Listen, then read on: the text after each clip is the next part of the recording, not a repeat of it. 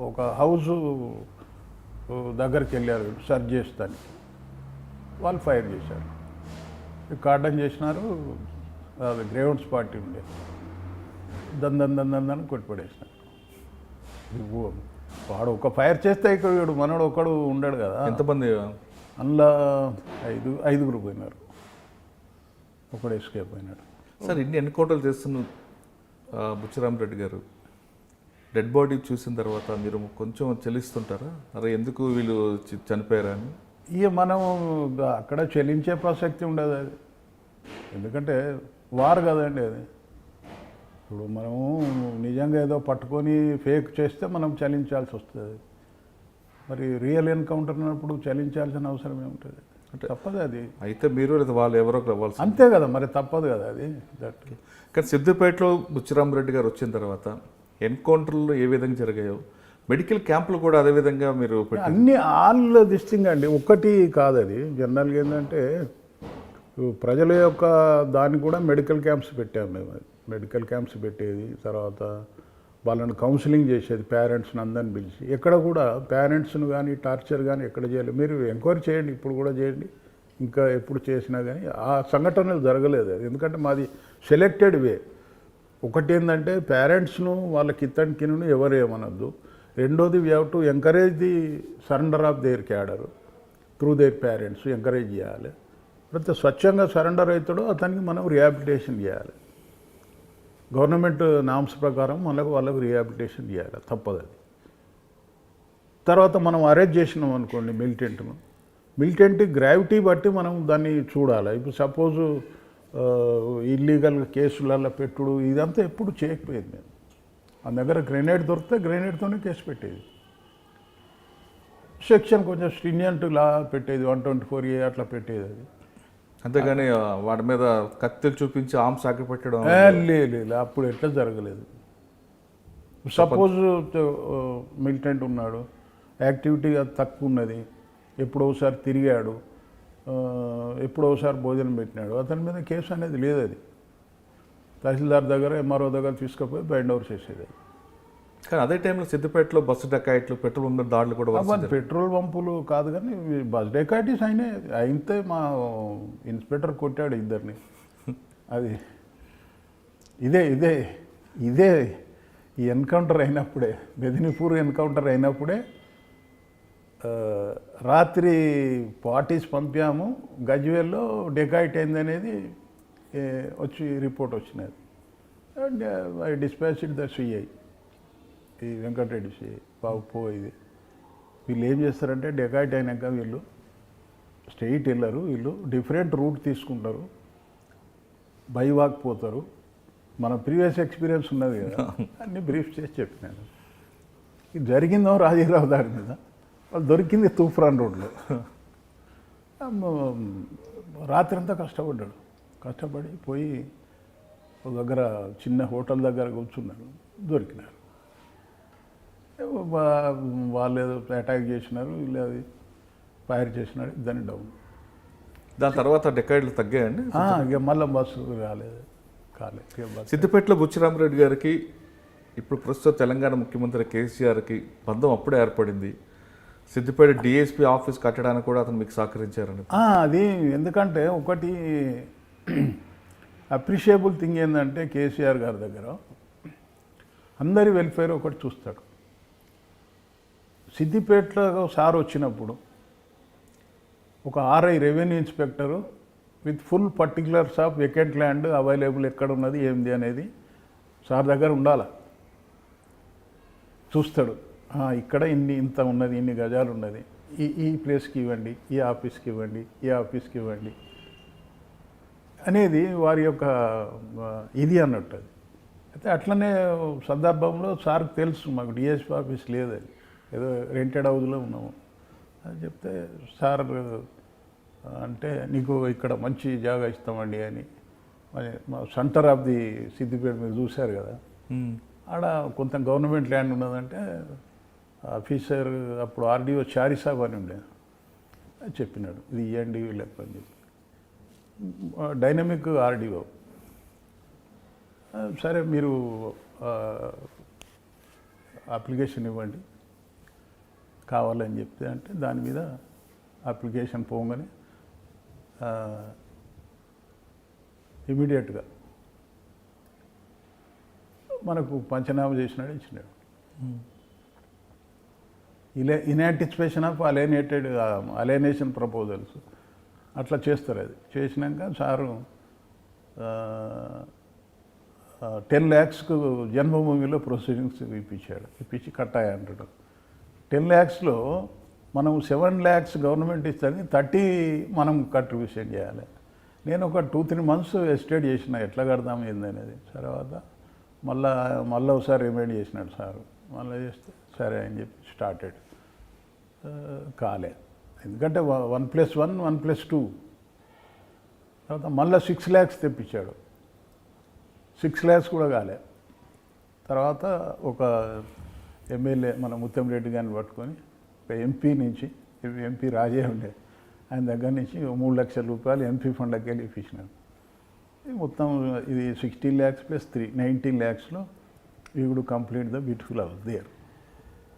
తర్వాత నేను వెళ్ళిపోయినాను, ట్రాన్స్ఫర్ అయింది నాకు. 3 years చిల్లర 3.5 years అయింది. అది ఇంతవరకు సిద్దిపేటలో 3.5 years చేసిన ఆఫీసర్ లేడు. I'm the first officer.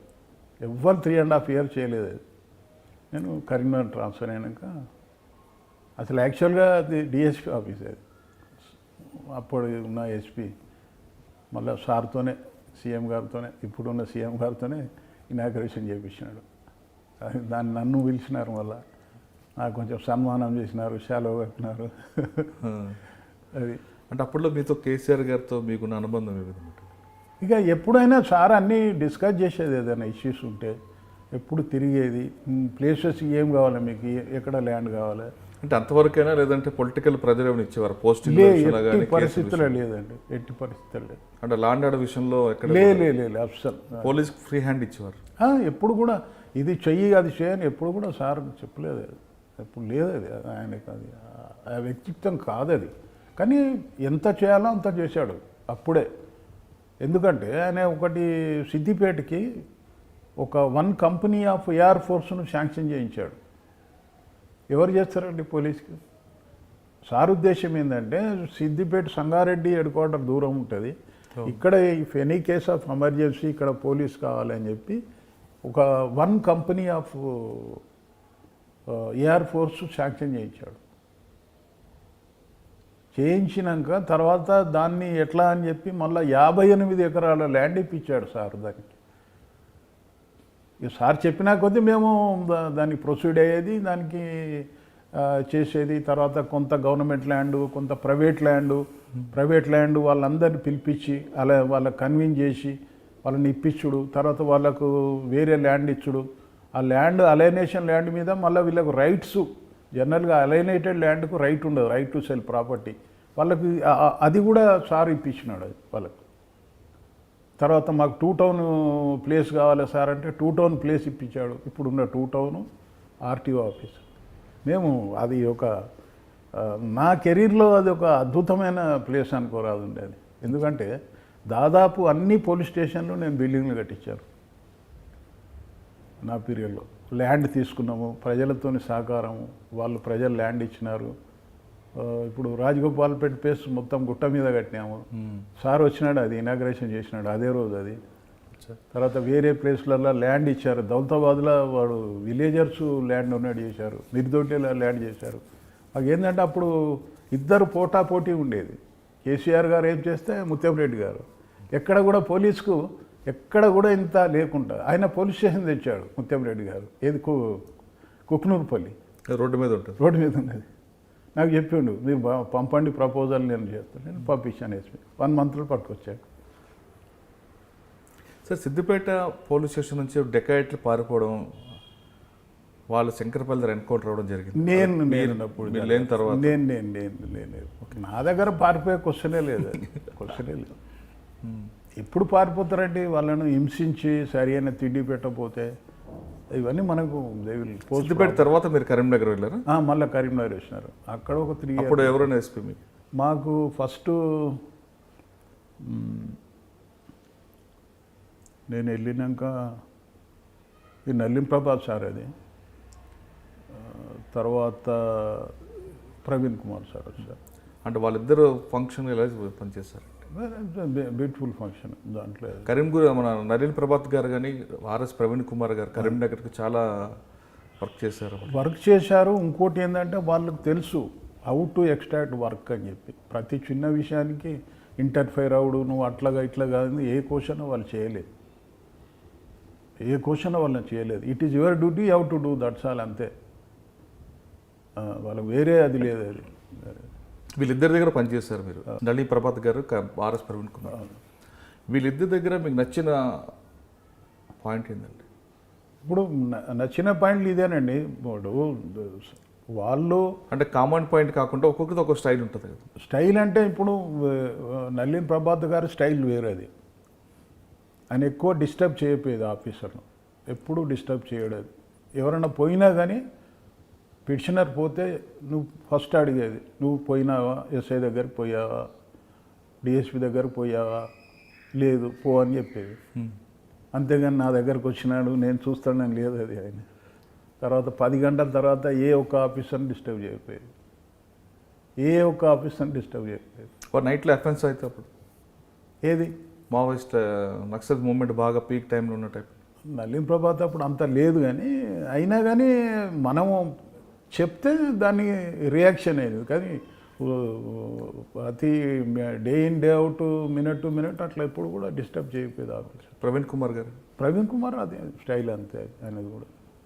కానీ ప్రవీణ్ కుమార్ గారు ట్రాన్స్ఫర్ అయినప్పుడు కరీంనగర్లో చాలామంది బాధపడ్డారు. ఎందువల్ల? ఇప్పుడు ఒకడు మంచి వ్యక్తి, ఇప్పుడు ఎవరిని కూడా అది సతాయించుడు కానీ ఇది కానీ అది కానీ ఏం లేదు. అది ఎవరైనా నేచురల్గా. అంటే కరీంనగర్లో ఉమేష్ చంద్ర గారు ట్రాన్స్ఫర్ అయినప్పుడు ఏ విధంగా అయితే మెన్ అంతా సఫర్ అయ్యారు, బాధపడ్డారు, అదేవిధంగా ప్రవీణ్ కుమార్ గారు ట్రాన్స్ఫర్ అయినప్పుడు కూడా అదే ఫీలింగ్స్ వచ్చాయి. అంటే అప్పుడు స్ట్రైక్ చేయలేదు కానీ ఆల్మోస్ట్ అంతే. ఆయన బాగా ఇది ఉండేనండి, సింపథెటిక్ ఇది ఉండే. మెన్ ప్రాబ్లమ్స్ ఏమైనా ఉంటే అవన్నీ సాల్వ్ చేసేది, అటెంప్ట్ చేసేది, వాళ్ళ వెల్ఫేర్ చూసేది. చాలా గుడ్ క్వాలిటీస్ ఉన్నాయి, అంతేం కాదు. ఓకే, కరీంనగర్ తర్వాత ఎక్కడికి వచ్చారండి? మళ్ళీ కరీంనగర్లో was transferred and posted to Devarakonda, district. అప్పుడు అది మండిపోతున్నది. ఎలక్షన్ల ముందు చంపుడు, మర్డర్లు, మాకు చాలా ప్రాబ్లం అయినది. అది మాకు ఎస్పీ ఈయనే ఉండే, బాలసుబ్రహ్మణ్యం గారు. బాలసుబ్రహ్మణ్యం గారు. చాలా హెడేక్ ఉండే. ఆడ కొన్ని గుట్టల మీద విలేజెస్ ఉండేది. అది తర్వాత అంతా లిస్ట్ అవుట్ చేసి మిలిటెంట్స్ను పట్టుకొచ్చుడు, అరెస్ట్ చేసుడు, కేసులు పెట్టుడు. అక్కడ ఎక్స్చేంజ్ ఆఫ్ ఫైర్ ఏంటంటే పక్కా perfect information our people could not it. మీకు సర్ప్రైజ్ ఏంటంటే ఒకరోజు 5 పార్టీలు పంపించాను నేను. 5 పార్టీలు పంపించి పర్ఫెక్ట్ మూమెంట్ ఉన్నది, ఇక్కడ ఈరోజు ఇక్కడ నైట్ హాల్ట్ చేయాలి, ఇక్కడ నైట్ హాల్ట్ చేయాలి అని చెప్పి. అది ఒక విలేజ్కి వెళ్ళారు. వీళ్ళు అంబుష్ చేశారు.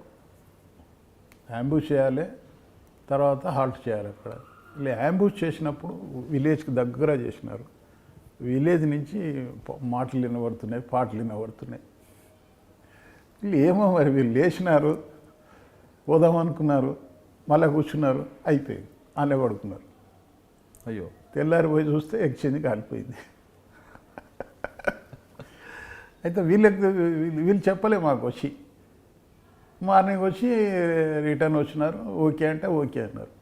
వీళ్ళు వచ్చిన గంటకి మనకు వచ్చింది ఇన్ఫర్మేషన్, సార్ రాత్రి వచ్చి కారు పెట్టినారు ఎక్స్చేంజ్. ఏందిరా అంటే ఇది కథ, ఇవన్నీ చూస్తే ఇది కథ. పడుకున్నారు. ఓ పెద్ద సెన్సేషన్ అయింది. ఎందుకంటే అప్పుడు ఎలక్షన్ల ముందు ఎన్కౌంటర్ కావాలి, ఇది బాగా యాక్టివిటీస్ బాగా అయినాయి. ఎందుకంటే 2003, 2004 కదా. అయ్యేటవరకు ఇది మిస్ అయ్యేటవరకు ఆఫీసర్స్ బాగా ఇదైండ్రు, బాగా సీరియస్ అయిపోయినారు. ఎట్లా మిస్ అవుతున్నది, ఎందుకు చేసినారు, ఇది ఎవరి తప్పు, ఇది డిఎస్పీది ఏం తప్పు, ఏం చేసినాడు డిఎస్పీ, రివర్స్ అన్నట్టు. ఎస్పీ బాగా డిఫెండ్ చేసినాడు. ఇంకేం చేస్తాడు సార్, అన్ని బ్రీఫ్ ఇచ్చినాడు, పంపించినాడు, మళ్ళీ మార్నింగ్ వెళ్ళినాడు, బస్సులో పోయి చూసినాడు, ఇంకేం చేస్తాడు అన్నాడు. అంటే ఆ పార్టీ మీద యాక్షన్ తీసుకున్నారా? తీసుకున్నారు. టెంపరీ ఎస్ఐని సస్పెండ్ చేసినారు. అక్కడి నుంచి ఎక్కడికి వచ్చారు? ఇక అక్కడ అయిపోయినాక I was promoted as additional SP. మళ్ళీ ఓఎస్డి సిద్దిపేట ఇచ్చినారు. మీరు అప్పుడు పనిచేసిన సిద్దిపేటకి ఓఎస్డీ కొంచెం సిద్దిపేటకి అప్పుడు తేడా ఉందా? అంటే మళ్ళా మేము వచ్చినాక మళ్ళీ యాక్టివిటీ స్టార్ట్ అయింది. సిరిసిల్ల నుంచి స్టార్ట్ అయి ఉంటుంది. మళ్ళీ స్టార్ట్ అయింది. స్టార్ట్ అయితే ఇక మళ్ళీ అటు ఇటు చేసి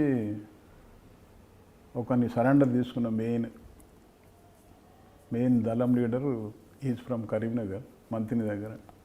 ఈ సరెండర్ టు ఇక సరెండర్ అయినాక వ్యానిష్ అయిపోయినట్టే దాదాపుగా. ఈ డెకాయిట్స్ మీద పెట్రోల్ పంప్ మీద దాడులు కూడా జరిగాయి. నేను చేయలేదు, అప్పుడు లేదు. నేను ఓఎస్డీ కదా. మీరు చేస్తుంది కాదు, మీ టైంలో జరిగాయి కదా? నా టైంలో జరగలేదు. అంటే అప్పటికి సిద్దిపేట కొంత కూల్గా ఉందంటారు. అది ఇదే ప్రాబ్లం ఉంటాయి ఇప్పుడు. ఎందుకంటే సిద్దిపేట డెకాయిటీ చట్ట కంట్రోల్ అని అంటే మా ఎఫర్ట్తోనే, అది కరీంనగర్ ఎఫర్ట్తోనే. ఎందుకంటే ఉస్నాబాద్ గ్యాంగ్స్, సిద్దిపేట గ్యాంగ్, మన Karimnagar gangs, they use to operate in Siddipet area. వీళ్ళకి నాలెడ్జ్ లేదు. మేము అక్కడ అరెస్ట్ చేసినాక ఆటోమేటిక్గా ఇది కంట్రోల్ అయింది. అది దే కన్ఫెస్డ్ సమ్ అఫెన్సెస్ ఇక్కడ ఆల్రెడీ మీరు ఆదిలాబాద్, నిజామాబాద్ ఇవన్నీ చేసినాం కదా. సిద్దిపేట తర్వాత ఎక్కడికి వచ్చారండి? సిద్దిపేట అడిషనల్ ఎస్పీ అయినాక మళ్ళీ సిటీ ఎస్బీకి వచ్చినాను. బాగా అలసిపోయాను. సరే ఎస్బీలో చేసినాను. తర్వాత I was promoted, I was posted to additional SP Medak, Sangareddy. అక్కడ చేసినాము. సంగారెడ్డిలో పనిచేస్తున్నప్పుడు మీకు సత్యనారాయణ గారికి మీకు బంధం ఏ విధంగా? చాలా మంచిగా ఉండేనండి ఆయన. ఎందుకంటే ఆయన యాక్చువల్గా ఎమ్మెల్యే మీద బాగా పోరాటం చేసే వ్యక్తి. ఎన్కౌంటర్ కూడా అనేది ఏంటంటే, ఒకటి is to give respect to the age. సార్కి ఏజ్, మేము ఏజ్డ్ కదండి ఆఫీసర్స్. ఆయన మంచి రెస్పెక్ట్ ఇచ్చేది, మేము చెప్పింది వినేది. అని బాగా మంచి లైజన్ ఉండేది. ఎందుకంటే దట్ వాజ్ ది మంచి మూమెంట్. నాకు కూడా అది మంచి మూమెంట్. ఎందుకంటే ఇప్పుడు యాజ్ అడిషనల్ ఎస్పీ మంచి పోస్ట్ అండి పోలీస్ డిపార్ట్మెంట్లో. అడిషనల్ ఎస్పీ అడ్మిన్ అనేది మంచి పోస్ట్. ఎందుకంటే ఎస్పీ యొక్క పరిపాలన సరిగ్గా నడవాలంటే అడిషనల్ ఎస్పీ మంచి కావాలి. ఎందుకంటే men welfare compulsory, men welfare, వాళ్ళ గ్రీవెన్సెస్, ఇవన్నీ అడిషనల్ ఎస్పీ చూసుకోవాలి. జిల్లాలో 3 వింగ్స్ ఉంటాయండి ఎస్పీ సాఫీగా నడవాలంటే. One is the DCRB, second is the DPO, third is the DSB, అంటే district special branch. District special branch is under the control of SP, whereas DCRB and DPO under the exclusive control of additional SP admin. అంటే నీ యొక్క district force అంతా కూడా welfare, వాళ్ళ బాగోగులు చూసే బాధ్యత అడిషనల్ ఎస్పీది. వాళ్ళు కరెక్ట్గా ఉంటే వాళ్ళు ఆటోమేటిక్గా. తర్వాత డిసిఆర్బి అంటే district crime record bureau. District crime record bureau అంటే మొత్తం ఈ క్రైమ్ ఏదైతే ఉన్నదో క్రైమ్ మీద అడిషనల్ ఎస్పీ సూపర్వైజర్ అనేది రిక్వైర్డ్ దేర్. అది మళ్ళీ మనం ఆ లైన్లో వెళ్ళాము. ఎక్స్పర్ట్ మీరు అందులో వెళ్ళాము. దానికి కూడా బాగా మంచి సజ్జనార్ సార్ కూడా మంచి ఇచ్చేది, మాకు వాల్యూ బాగా ఇచ్చేది. మేము చెప్పిన సజెషన్ తీసుకునేది అన్నీ కూడా సరిగ్గా. సంగారెడ్డి తర్వాత ఇక సంగారెడ్డి తర్వాత event eastern power distribution company అని, ఇది మన ఎలక్ట్రిసిటీ డిపార్ట్మెంట్. ఓకే. అక్కడే చీఫ్ విజిలెన్స్ ఆఫీసర్ పోయినాము. పోయినాక రిటైర్మెంట్ 31st December 2010. తర్వాత ఒక 1 year మళ్ళీ ఎక్స్టెన్షన్ సర్వీస్ ఇచ్చారు. ఇక ఇచ్చినాక ఇక మళ్ళీ 1 year తర్వాత నేను చేయనని చెప్పినాను. ఇక అంటే ఎస్పీగా ఎక్కడ రిటైర్ అయ్యారు? ఎస్పీకి వైజాగ్. సార్, మీ ఇన్ని సంవత్సరాల సర్వీస్లో మీరు 3 రకాల క్రైమ్ డిటెక్షన్ మీద ఎక్కువ ఫోకస్ చేశారు. అదేవిధంగా లా అండ్ ఆర్డర్ ప్రాబ్లం రాకుండా ఎక్కడైనా మీరు మీ స్ట్రాటజీ చేసుకుంటూ వెళ్ళారు. అదేవిధంగా మావోయిస్టులు ఎఫెక్టెడ్ ఏరియా చూశారు. తర్వాత డెకాయిట్స్. అప్పటికి ఇప్పటికీ మీరు అన్నట్లుగా అప్పుడు ఎన్నైనా చేయొచ్చు, కానీ ఇప్పుడు అది చేసే పరిస్థితి లేదు అనేది మీరే చెప్తున్నారు. అంటే అది కాదండి, మనం ఓపెన్ యాక్టివిటీ మనం చేయలేము ఇప్పుడు. అప్పుడు ఓపెన్ యాక్టివిటీ చేసినా పబ్లిక్ యూజ్ టు అప్రిషియేట్. అది దాంట్లో there is no doubt about it. ఒకటి ఇప్పుడు అట్లా మనం చేయలేము. అది కానీ మన ఇప్పుడు ఉన్న చట్టాలు కానీ ఇవి కానీ సరిగా చేస్తే ఇది అవుతుంది. ఓకే సార్, డిపార్ట్మెంట్లో వచ్చే వాళ్ళకి కొత్తగా మీరు ఇచ్చే అడ్వైజ్ ఏంటంటే, తర్వాత ఇప్పుడున్న డిపార్ట్మెంట్లో ఉన్న వాళ్ళకి మీరు ఇచ్చే సూచనలు? ఇక సూచన అంటే ఒకటండి, వాళ్ళు సిన్సియర్ ఉండాలి, డ్యూటీలో డెడికేటెడ్ ఉండాలి, డ్యూటీ బౌండ్ ఉండాలి, ఎస్కేప్ కావద్దు. అది కొంచెం ఏంటంటే దీనికి పోలీస్ డిపార్ట్మెంట్లో హార్డ్ అండ్ ఫాస్ట్ రూల్ లేదు. అది నేను 2 గంటలే చేస్తాను 3 గంటలే చేస్తానంటే కాదు, అది ఎప్పుడు కాదు. అది మనం అవసరం అనుకుంటే 24 గంటలు పని చేయాలా, లేకపోతే రెస్ట్ తీసుకోవచ్చు, నిన్నెవరు అనేది లేదు. కానీ ఏంటంటే రిజల్ట్ అనేది రావాలా, నీ డ్యూటీ నువ్వు డిశ్చార్జ్ చేయాలి, సిన్సియర్ ఉండాలి, విధవేషాలు వేయకూడదు, మనీ మైండెడ్ అస్సలు ఉండకూడదు ఎందుకంటే మనీ మైండెడ్తో ఉంటేనే ప్రాబ్లమ్స్ వస్తాయి. ఒక పార్టీ సైడ్ తీసుకోవాల్సి వస్తుంది, వాళ్ళు చెప్పింది వినాల్సి వస్తుంది. అది చాలా ఇది వర్స్ట్ దిస్ థింగ్. తర్వాత చాలా ఇది ఉండాలి, మనం నిబద్ధతతో ఉండాలి. ఎవడు పిలుస్తారు, they will offer dinners, they will offer drink parties, everything. ఎప్పుడు కూడా ఎంటర్టైన్ చేయొద్దు. చాలా పల్సన్ అవుతారు, చాలా పల్సన్ అవుతారు. పిలుస్తాడు అన్న అంటాడు, పిలుస్తాడు, మందు పోస్తాడు, వాడు వచ్చినాక వాడేంద్ర ఎస్ఐ మనోడే కదా అంటాడు పొద్దున్న. అట్లా అది చాలా ఇంపార్టెంట్. వేరే వాళ్ళకి అది కాదు, మన పోలీసులో అది చాలా నిబద్ధత. అంటే ప్రైవేట్ పార్టీలకు పోకూడదు. తర్వాత ఏంటంటే ఎప్పుడు కూడా should not lose his temper. ఎవరికి కూడా కూల్గా చెప్పాలి సమాధానం. మంచి సార్, ఎమ్మెల్యే చెప్పినాడు, అట్లెట్లయితుంది అని అనకూడదు. సార్ మంచిది, నేను చూస్తాను, చేస్తాను. అది తర్వాత అడిగింది ఏమైందా సార్, అది జరగలేదు, అది ఇట్లా ఎవిడెన్స్ ఇట్లా ఉన్నది, ఇది చేయలేం సార్ అంటే, మన తెలంగాణలో మాత్రం ఏ పొలిటీషియన్ కూడా ఇన్సిస్ట్ చేయడు. నేను చెప్పినట్టు నువ్వు చేయమని చెప్పి అదొక మనకి శుభ పరిణామం. ఇక్కడ ఏంటంటే మన పబ్లిక్ లీడర్స్ ఉన్నారు, ఎవరు కూడా నీకు అట్లా ఇన్సిస్ట్ చేయరు, నేను చెప్పిందే చేయాలని చెప్పి. డిపార్ట్మెంట్లోకి వచ్చేవాళ్ళు మంచి ఇదండి, ఎందుకంటే ఒక మంచి డిపార్ట్మెంట్ ఇది పోలీసుది, చాలా మంచి డిపార్ట్మెంట్. ఎందుకంటే మనం ఎన్నో విధాలా మనం పనిచేయచ్చు, పబ్లిక్ సపోర్ట్ చేయొచ్చు.